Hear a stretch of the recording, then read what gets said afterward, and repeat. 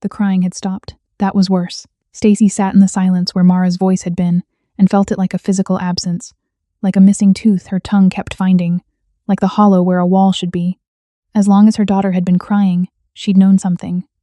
Mara was close. Mara was breathing. Mara was still here. Now there was nothing. 4 hours and 43 minutes. She knew because she'd been counting heartbeats. Not seconds, she'd lose count of seconds. Her mind too fractured to hold a straight line of numbers when everything kept sliding into the image of Mara's face, pressed against the SUV window, her small mouth forming one word over and over. Mama, mama, mama. But heartbeats she could track, the way she tracked load-bearing calculations and stress tolerances and the invisible math of structures under pressure. Her architecture professor had told her once that the only difference between a building that stands and a building that falls is whether someone took the time to understand the forces working against it before they started building. She'd spent 2 years not understanding the forces working against her. She understood them now. The room was 9 feet by 11 feet. She'd measured it with her body, lying flat heel to crown across both dimensions until she had numbers she could trust. Concrete walls, poured knot block seams running horizontally, stronger against lateral pressure, weaker at the ceiling joins. Single overhead bulb, incandescent, 40 watts, casting yellow light that barely reached the corners. Caught with a steel frame bolted to the wall. Bucket. Door of reinforced steel with an electronic lock panel, the kind that ran on a dedicated circuit, the kind with a backup battery that kicked in when primary power dropped. She'd heard the generator since the moment they'd put her in here, felt it more than heard it, a vibration that traveled through the concrete floor and up through the cot frame and into her bones. Deep and rhythmic. Below and to the left southwest corner of the building, which meant the mechanical room was there, which meant the main electrical conduit ran along the south wall, which meant the ventilation shaft above her head ran parallel to that conduit and shared the same structural channel. She knew where the power lived. She knew how this building breathed. She pressed her palms flat against the floor and breathed. You are not going to think your way out of this. You are going to feel your way out. That was the thing no one had taught her in architecture school. The best buildings weren't just calculated, they were understood. Felt in the body, known the way you know your own heartbeat. Not because you counted it, but because you lived inside it. She'd spent 2 years calculating, running survival math in her head, adding up risks and exits and contingencies, writing backup plans on slips of paper and keeping them in her pocket like insurance policies. She'd been so certain that clarity was the same as strength, that seeing Min-jae clearly, his obsession, his control, his violence, meant she understood the full picture. She hadn't. She'd seen the monster. She'd missed the man who was trying, imperfectly and at tremendous personal cost, to become something else. She'd kept one foot out the door while asking him to be someone who deserved both feet in. She'd demanded his transformation and withheld her trust like a reward he hadn't quite earned. Held the door open but never let go of the handle. And while she'd been so busy being right, Lee Sun-young had been watching, waiting, letting their distrust of each other do her work for her. Pride and secrets, Miss Woods. They cost everyone everything. The woman had been right. Stacy hated that she'd been right. But sitting in a concrete room counting heartbeats while her daughters were somewhere beyond a wall she hadn't found a way through yet, she couldn't afford the luxury of hating the truth just because of where it came from. Somewhere in this building, her daughters were sleeping, or not sleeping. Mara, who woke 3 times a night in unfamiliar places, and needed her mother's hand pressed flat between her shoulder blades before her body would believe it was safe. Clara, who dealt with fear by going completely still, who would close herself off like a room with the lights out and not come back until someone she trusted opened the door and said her name the right way. No one here knew those things. No one here knew which stuffed rabbit Mara had named after Min-jae, or that Clara hummed to herself when she was scared, or that both of them needed their foreheads kissed before they could sleep. Only Stacy knew those things. And Stacy was in a 9 by 11 room, 4 hours and 43 minutes from becoming irrelevant, while that woman rearranged her children's lives like furniture. She looked down at her wrists. The zip ties were still there. Her hands were positioned in front of her body. The contractor who'd brought food hours ago had repositioned them, cutting the original ties and replacing them with fresh ones in front, forcing her to eat with both hands visible where he could monitor them. Practical. Efficient. He hadn't freed her. He'd simply moved the threat to a place he could watch. He hadn't considered what she could do with 18 inches of movement and a cot frame with a rusted bolt where the steel met the wall. She'd been working the bolt loose for 3 hours. Her fingertips were raw. 2 nails were torn back to the quick, dried blood at the edges. But the bolt was loose now, a 3-inch piece of steel with a threaded tip sharp enough to split plastic if she drove it at the right angle. She looked up at the electronic lock panel on the door, looked at the gap between the panel housing and the wall, a 2 mm tolerance, the kind of gap that happened when a contractor cut corners on installation depth, leaving the secondary terminal slightly more exposed than it should have been. She was an architect. She understood load-bearing structures and electrical conduits and the hidden language of buildings. Every structure was also a confession of the shortcuts and human errors of everyone who'd built it. This building was about to confess everything. She wrenched the bolt free. The plastic split on the third strike. Not clean, she'd aimed wrong the first 2 times, her hands trembling with adrenaline and exhaustion. But the third strike drove the threaded tip directly into the weak point of the zip tie's locking mechanism, and the plastic gave with a sound like a knuckle cracking. Small, irreversible, the best sound she'd heard in hours. Her hands separated. She sat for 3 seconds, letting her wrists breathe. The flesh beneath was raw and bruised, patterned with the tie's ridges. She flexed her fingers one at a time, left hand first, then right, the way she used to stretch before long drafting sessions. Then she stood up and got to work. The lock panel came off the wall in careful pieces. Not torn, walked. Each anchor point worked loose with the bolt tip. The housing eased from the wall the way you'd ease a tile from old adhesive. Force without precision wasn't problem-solving. It was just making new problems. The secondary terminal was exactly where she'd known it would be. A cluster of low-voltage wiring at a junction point that proper installation would have buried another 2 inches deep. She shorted it with the bolt, touched the bare copper leads together, and held them until the panel buzzed and stuttered, and the red indicator light blinked twice before going dark. The lock disengaged with the sound of a held breath releasing. The door swung inward 3 inches. Stacy pushed it open with her shoulder and stepped into the corridor. Left, right, straight. Another left. She retraced the route she'd memorized during intake, her architect's spatial memory laying down a map she could navigate without sight. The mechanical room in the southwest meant the main corridor ran north-south. The direction of Mara's crying had been north and east. She moved without lights, bare feet on concrete, silent and deliberate. The facility was quiet in the way of occupied spaces at low hours, not empty, but reduced to its skeleton crew. She'd been timing shift patterns since they'd put her in the room. She found the first guard asleep in a folding chair at the corridor's midpoint, his chin on his chest. The professional discipline of the extraction team apparently did not extend to the overnight detail. She walked past him so slowly, she could hear his breathing change, and then settle. The door behind him was unlocked. Inside, Min Jae. He was bound to the chair they'd left him in, his head hanging forward, the blood on his face dried to rust-colored crust in the dim light. His shirt was torn at the shoulder. The bruising at his neck was already going deep purple, a precise, professional strike. His right hand rested against the chair arm at an angle that told her the circulation had been compromised for hours. He looked broken. He looked small in a way she'd never seen him look, and it moved through her like a floor shifting underfoot.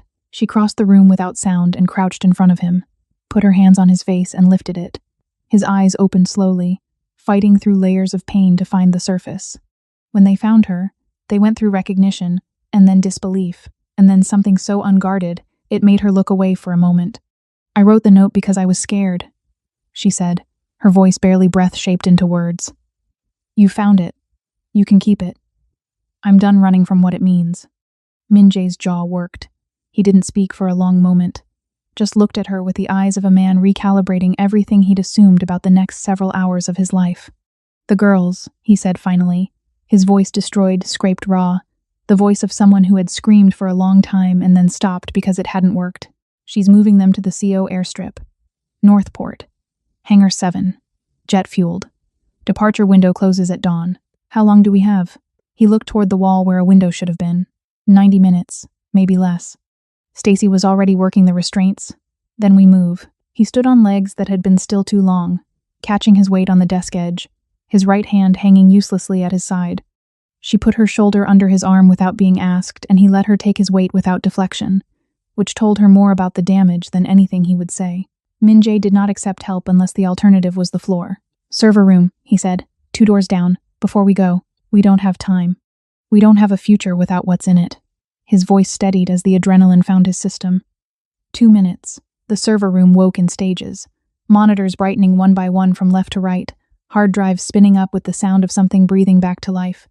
Min Jae typed the access code with his left hand, his right braced against the desk, the fingers curling and uncurling in slow contractions as circulation worked its way back through damaged tissue. "Third monitor," he said. Stacy looked. Her first impression was volume. Files, thousands of them. But when her eyes parsed the labels, she understood that this wasn't the obsession she'd feared.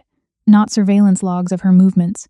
Financial transaction records organized by date and counterparty. Shipping manifests cross-referenced against customs declarations. Correspondence chains, encrypted and then painstakingly decoded over what must have been months. Wire transfers in amounts that made her breath catch. Each one annotated in Min Jae's handwriting with the patience of someone building a case, one grain of sand at a time. A forensic reconstruction of the Lee family syndicate's operations. Not Min Jae's operations. His mother's. The trafficking routes dressed as legitimate shipping. The political bribes paid through layers of corporate intermediaries to men whose names appeared on buildings and at charity galas, whose influence had kept the enterprise running smoothly for longer than Stacy had been alive. The people who had become inconvenient and then become absent. Their disappearances documented in police reports that had gone cold. A ledger so complete it read not like evidence gathered against someone, but like a confession made by a person who finally understood the full scope of what they'd been part of. The surveillance files on you, Min Jae said, watching her face. The photos. The tracking reports. They were cover. If anyone found this room, anyone from inside the network, they'd find a man watching a woman. Not a man building a case against his own family. He steadied himself against the desk. I've been compiling this for 4 years. I was going to deliver it to federal prosecutors after I found a way to keep you and the girls outside the blast radius. Stacy stared at the screen. At years of meticulous, dangerous, solitary work. At the proof that what she'd seen in those files was real but incomplete, a picture she'd read with the frame she'd brought to it. Certain she was seeing everything when she'd been seeing only one layer of something much deeper. You were going to go to prison, she said. Yes. You planned it. From the beginning. Yes. Alone. He didn't answer. The room answered for him the redundant backups. The dead man's switches programmed to upload automatically if he stopped checking in. A system designed to function without him. Built for his absence. He'd been building his daughters a father-shaped gift they could only open from the other side of everything. She picked up the burner phone from the desk and dialed from memory. Agent Chen answered on the second ring, which meant she'd been waiting. This is Stacy Woods, Stacy said, and her voice was steadier than she felt, or maybe she felt steadier than she thought. I have the black ledger. I know where the twins are being transported. I need your teams at the Seo airstrip. Northport. Hangar 7. How fast can you move? A pause. The sound of Chen shifting, of something in the background changing registers. We've had surveillance on that location for 6 hours, Miss Woods. We've been building probable cause. Another pause, shorter. Consider this your call. Send the files and give us 8 minutes. Stacy looked at Min Jae. Where do I send them? He typed an address into the browser without being asked. She hit send. They went out through the loading dock into a night that smelled like diesel and rain, and the cold breath of warehouses holding their air in the dark. The service truck's keys were in the ignition. Someone's negligence. Their good fortune. Min Jae got in the driver's seat. She didn't argue. He drove with his left hand on the wheel, and his right arm braced against the door, and neither of them spoke. And the silence between them was different from every silence they'd built before. Not the careful distance of two people protecting themselves from each other. Just two people going to get their children back. The rain came sideways when they reached the airstrip. A serious rain, horizontal in the headlight beams, reducing visibility to 30 feet and turning the tarmac into black glass. Min Jae drove through it with the focused attention of someone who'd decided long ago that conditions were not a relevant factor in whether he continued. The hangar lights were visible a quarter-mile out, soft orange glow muted by the downpour. Beyond them, navigation lights, red and white, blinking patient and rhythmic, the heartbeat of a machine waiting to carry her daughters away. Min Jae drove off the service road and directly onto the runway, positioned the truck sideways across the midpoint, headlights blazing into the dark, a blockade that any pilot would have to address before departure. He cut the engine. They sat for a moment in the sudden silence, broken only by rain on the roof. She has contractors visible, Min Jae said, reading the approach. Probably more inside. And we have... us. Stacy looked at him. At the damage on his face. At the hand still not fully responding. At the man who had spent 4 years building a case against his own family. Who had planned to surrender himself to prison for the sake of daughters he hadn't yet met. Who was sitting in a stolen truck in the rain, preparing to walk toward armed professionals with nothing but his presence, and whatever it meant to be him. Together, she said. Something moved in his face. Something old and armored giving way. Together, he agreed. They got out of the truck into the rain. It hit her immediately, soaked through her clothes in seconds. flattened her hair against her head, ran cold down the back of her neck. She didn't acknowledge it. She walked beside Min Jae across the wet tarmac toward the hangar's orange light, and she felt the clarity that comes when everything has been stripped away. Every calculation, every strategy, every careful positioning. What remained was simply what she was willing to do. She was willing to do this. Whatever this was, Lee Sun-young stepped out of the hangar mouth at 40 feet, preceded by 2 contractors, both armed, both professional, positioning themselves with the efficiency of people who'd done this before. Flanking angles, clear sightlines, no wasted motion. Lee Sun-young stood between them in the orange light, rain darkening her shoulders, still immaculate despite everything. She looked at the 2 people walking toward her across a rain-slicked runway, and her expression was not fear. It was irritation. The mild contempt of someone watching a plan develop a minor complication. The contractors raised their weapons. Min Jae stopped. His hands came up, open, visible, not surrender. Just the acknowledgement of physics. Stacy kept walking. She heard Min Jae say her name behind her, a warning, a restraint, and she kept walking because the calculation had already been made. There was only one geometry in which this ended differently, and that geometry required her to be standing between the weapons and the man they were aimed at. She stopped 4 feet from Lee Sun-young, close enough to see the calculation running behind those precise eyes, close enough that any shot at Min Jae required an angle that risked her. Miss Woods. The voice cut through the rain like something engineered. You are making a very foolish. You can kill us. Stacy's voice was quiet and flat, and she meant every word of it. This was not a bluff. It was a truth she'd arrived at somewhere in the server room, or the truck, or the moment she'd crouched in front of Min Jae and told him she was done running. But you can't stop the upload. The briefest pause. What upload? The black ledger. Stacy raised the burner phone. The progress bar read 91%. 4 years of your financial records. Every shipping manifest. Every offshore account. Every payment to every official who ever looked the other way. Every route you ran behind the cover of your son's legitimate enterprises. It's going right now to the FBI's RICO task force, Interpol, 3 federal prosecutors, and every major news organization that covers organized crime, simultaneously. From servers your lawyers would need months to petition to suppress. She watched the bar tick to 94, 95. Your money can't move fast enough, and your name will be on every single one. Lee Sun-young's face remained composed. It was built for composure practiced over decades, but something was happening behind it. The architecture of her expression held, but the load had just increased dramatically, and Stacy, who had spent years learning to read what structures revealed under pressure, could see the stress moving through it looking for a path. You have nothing, Lee Sun-young said, and her voice was still controlled, but the register had changed. My son's obsession distorted into, your son compiled a federal case, 97%, and I just delivered it. The phone vibrated once. Upload complete. Beyond the perimeter fence, headlights appeared. Not one set, many, moving in coordinated convergence from 3 directions, vehicles fanning across the approach road with the practiced simultaneity of teams that had been positioned and waiting. When the emergency lights activated, they turned the rain itself into something that pulsed red and blue, and the whole airstrip flickered with the colors of an authority that had waited patiently for exactly this evidence. Lee Sun-young turned and looked at the lights, then turned back to Stacy. And for the first time in every encounter they'd had, she looked not at an obstacle or a complication or a piece on a board, but at a person. Just a person, standing in the rain. You think this makes you a mother? She said quietly, her voice stripped of performance for the first and only time. You're just a woman who got lucky. Stacy held her gaze without flinching. And you're just a woman who lost. The FBI came through the fence. Agent Chen moved like weather. Purposeful and without apology, the vehicles spread across the tarmac with controlled choreography, agents materializing from doors before wheels had fully stopped. Their movements organized and unexcitable in the way of professionals who didn't need drama because they had authority, which was better. Lee Sun-young's contractors made one collective calculation and placed their weapons on the tarmac. The contractors inside the hangar took a moment longer to reach the same conclusion. Lee Sun-young didn't run, didn't plead. She stood straight while they moved her hands behind her back, her chin at the angle of a person who had never been compelled to lower it and was not going to start now. Even this was performance.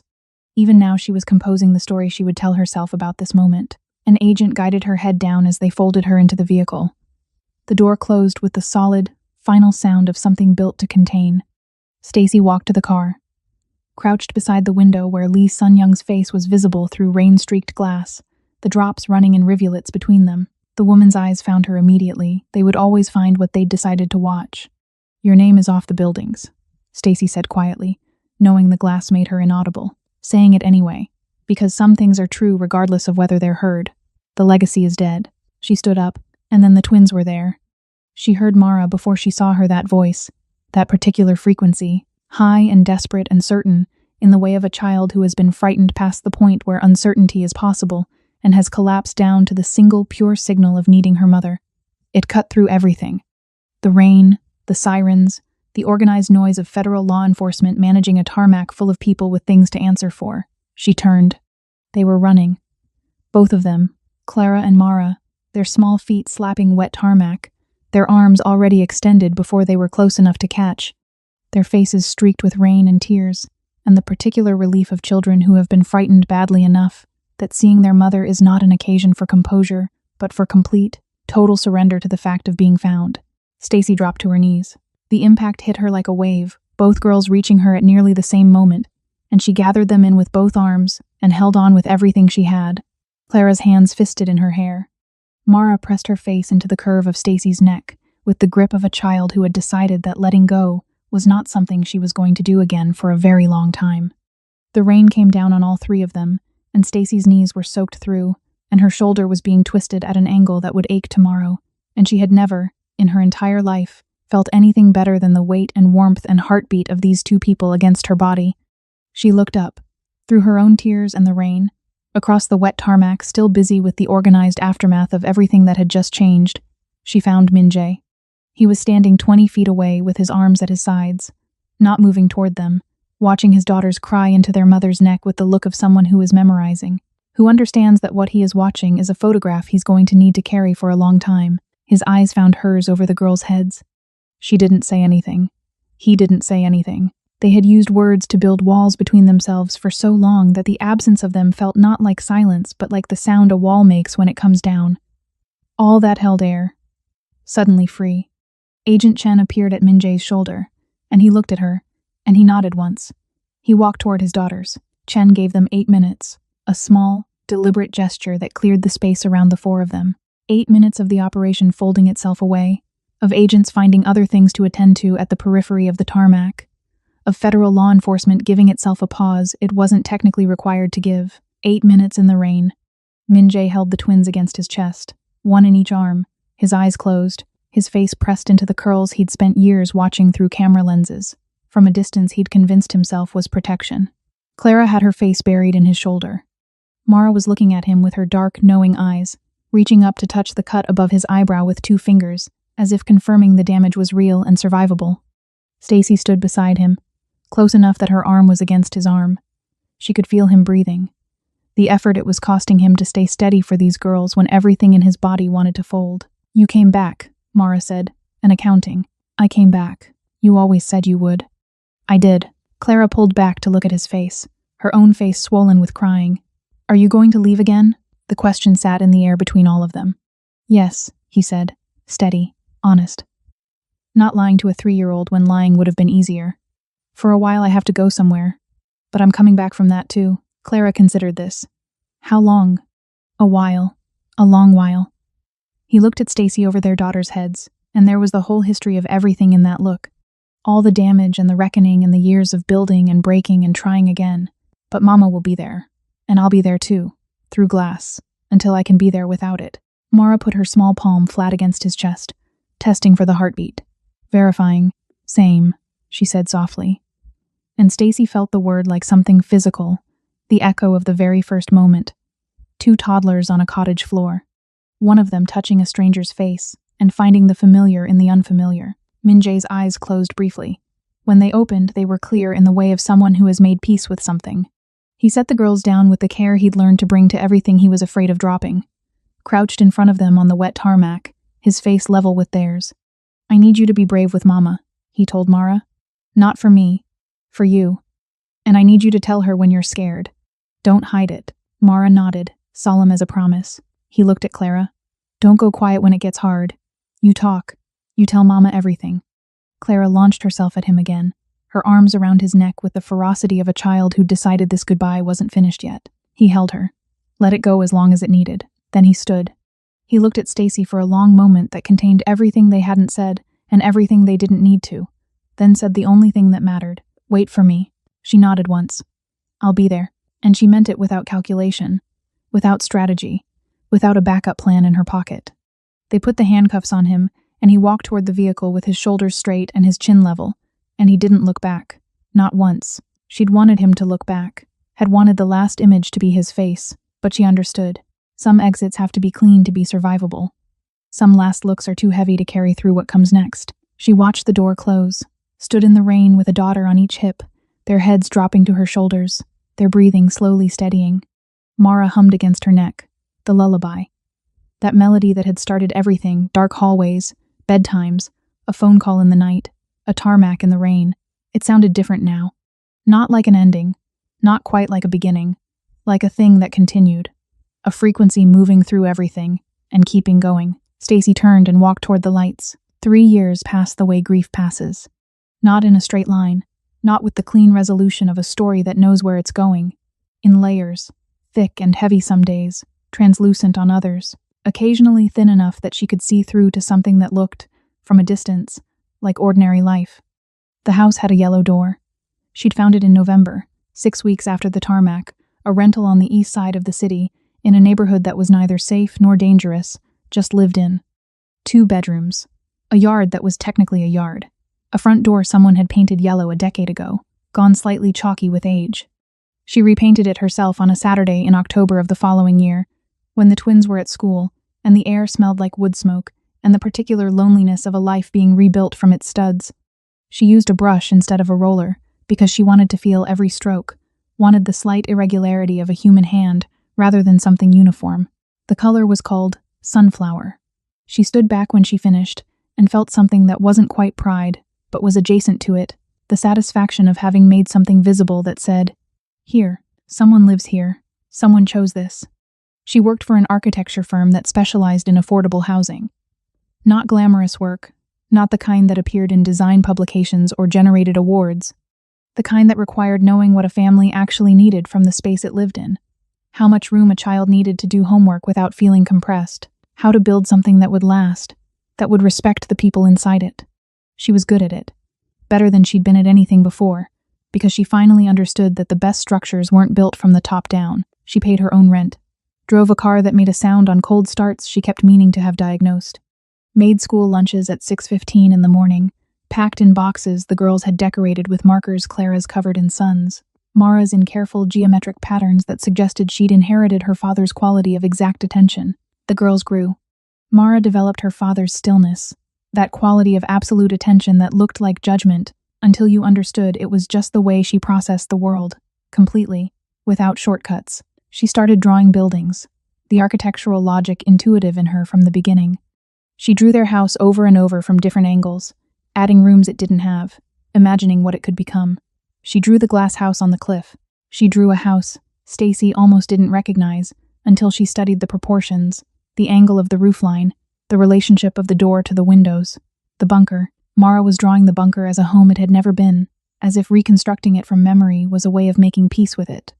Clara grew loud and bright and relentlessly curious, the kind of child who asked questions that made adults pause and feel the ground shift. She started singing, not the frightened humming she'd done in dark rooms, but actual singing, full-throated and unself-conscious, in the car and the shower and the quiet moments between other things. She sang the lullaby sometimes. When she did, Stacy had to breathe carefully for a few seconds because the melody still carried everything it had ever carried. They visited Minjae every week without exception. Stacy drove 2 hours each way, the route memorized to the point where her hands made the turns without consulting her. She watched her daughters press their palms flat against the barrier the way he'd once pressed his hand to the window of the cliff house. And she thought about the things we build between ourselves and the world, and whether they protect us or just delay the contact we're afraid of. He looked older through the glass. Not time older, changed older. The architecture of his face had settled into itself less managed, more inhabited. He read. Philosophy, history, child development, architecture. He asked her once, his voice careful through the phone that connected their sides of the glass, whether she was okay. Not the girls, not the legal proceedings. Her, whether she was okay. She thought about it for a moment. actually thought instead of answering reflexively. "I'm building something," she said. He looked at her through the glass with those eyes that had been watching her for 6 years in one way or another. "Tell me what it looks like." So she told him. The yellow door, the window boxes she'd planted, the way the girls were growing, the firm, the car with the sound she kept meaning to fix, the Saturday mornings when the three of them made pancakes in a kitchen that was too small by any standard and exactly the right size for what they were. He listened to all of it, asked questions, paid attention with the entirety of himself, which was what he'd always done, what had always made being seen by him feel like being understood, and she'd stopped being afraid of it. She didn't wait for him the way a woman in a story waits suspended. Her life paused, counting down to a return that would complete her. She was not incomplete. She was building something real, and the fact that she wanted him to come back was not a structural weakness. It was just true. She told him that through the glass, on a visit in the 2nd year, while the girls did their homework at the table to her right. He was quiet for a long moment after she said it. "Say that again," he said. "I want you to come back," she said. "Not because I need you to, because I want you to. Because when I think about the house and the yellow door, and whatever we're building, the thing I imagine is you walking through it. That's just true. I'm not afraid of it anymore." He put his hand against the glass. She put hers against it from her side, 2 millimeters of barrier between his warmth and hers. She held it there until the guard indicated time was up. Then she drove 2 hours home with the girls sleeping in the back seat, and sat in the driveway for a few minutes in the dark, not going in yet, just sitting with the specific quality of that moment. The 3rd year was quieter. The legal proceedings moved forward with the momentum of federal cases, built on 4 years of meticulous evidence. Lee Sun-young's trial occupied the news cycle and then receded, and then returned for sentencing, and Stacy watched the coverage on her laptop in the kitchen while the girls were in bed, and felt not triumph but a flat, clean relief like a window being opened in a room that had needed air for a long time. She testified. She was clear and factual and thorough, and she performed nothing. Afterwards, she drove home and made herself tea and sat with it until it was cold. In March of the 3rd year, a letter arrived with the prison's return address. 2 sentences. The first, "I get out in 6 months." The second, in his handwriting, which she would know anywhere, "The door isn't locked." The prison gates opened at 7:14 on a gray Tuesday morning in March. She'd arrived at 7. She was always early to things she cared about. The girls were beside her, bundled into their coats, their breath making small clouds in the cold air, their attention on the gates, with the concentrated patience of children who've learned that important things require waiting for. The morning was the color of unfinished concrete. It smelled like rain thinking about it, like the cold that comes off institutional buildings, like the coffee in the thermos she'd brought and hadn't opened yet. The girls had made no particular considerations about their appearance. Mara wore her purple coat and the rain boots with frogs on them that she'd had for a year and was nearly too big for. Clara had insisted on a hat with bear ears despite the temperature not requiring it, and Stacy had decided this was not the battle of the morning. At 7:14 the gates opened. He walked through them and stopped. He was wearing clothes she didn't recognize, cheap jeans, in a slightly wrong wash, a dark jacket that fit well enough, clothing assembled from limited options rather than chosen from abundance. He was carrying a plastic bag in both hands, containing whatever a person was given back when they walked out of a place they'd been for 3 years. He stopped just outside the gate and looked up at the sky. Not dramatically, not performing it, just stood there with his face tilted slightly upward, taking in the gray morning, breathing what outside air felt like after 3 years of institutional air, wearing the sky on his face like something he'd been rationing. She didn't move. She let him have the moment. It belonged to him. Then he lowered his head and looked at her. He was older. The surface fact of it, the physical record of 3 years. But the face had settled into itself in a new way, less managed, more inhabited. The architecture of it shifted by years of interior work that had nothing to perform for. He looked like a man who had stopped performing who he was and had simply become it. The twins broke away from her. They had been so patient. 6-year-olds with the extraordinary patience of children who understand that something important is about to happen and have chosen, in their small and certain wisdom, to hold still for it. But when his eyes found them, when he looked at his daughters for the first time in 3 years, they broke, both at once, as if a signal had been given on a frequency only the 3 of them shared. They ran. The sound of their feet on the pavement was the sound of everything coming loose at once. Mara ran with her father's efficiency, purposeful and direct. Clara ran with her arms already out, already claiming the space between them as belonging to her. Minjae dropped to his knees on the pavement before they reached him, set the bag aside, opened his arms, and they crashed into him like the ocean coming back to shore, inevitable, complete. belonging to each other in a way that had never depended on proximity, and never would. Mara's voice came first, fierce and full of relief. "Daddy, Daddy, you came back." "I came back," he said, his voice breaking on the second word. "I told you I would." Clara was crying and laughing in the same breath, both sounds tangled into something that was neither. Just 3 years of missing released all at once. Minjae held them both against his chest with his eyes closed and his face pressed into the curls he'd last touched on a rain-slicked tarmac while handcuffs were being put on his wrists. Stacy walked toward them slowly. She was in no hurry. She had been in a hurry for so long running calculations, staying ahead of threats, maintaining exits, and she was done with hurry. She walked toward the man on his knees and the daughters wrapping themselves around him, and she felt the peculiar lightness of a person setting down something heavy they'd been carrying so long they'd stopped noticing the weight. She stopped in front of him. He looked up at her from his knees, her daughters pressed against him, his eyes full of everything 3 years of glass hadn't been able to diminish. He stood. The girls stayed attached, one on each side, their arms around his waist, watching both parents at once, with the particular vigilance of children who have learned the ground can shift. It wouldn't shift. Not today. His hand came up and touched her face. Light and certain. The way you touch something you've been careful with for so long that the care has become its own kind of knowing. She put her hand over his. There is a line by James Baldwin that had been on her bathroom mirror for 3 years, on a yellow sticky note she looked at every morning. Not everything that is faced can be changed, but nothing can be changed until it is faced. She and Minjae had spent years running from the truths they were most afraid of. He from the knowledge that love without freedom is just a beautiful cage. She from the knowledge that safety without trust is just a prettier kind of loneliness. It wasn't until they stopped running, until they stood in the rain with nothing left to hide behind, that anything could actually change. They didn't get the empire. They didn't get the clean ending. They got each other, with the full weight of everything they'd been. Standing outside a prison gate on a gray Tuesday morning with 2 daughters who had bear ear hats and frog boots, and a father who kept his promises.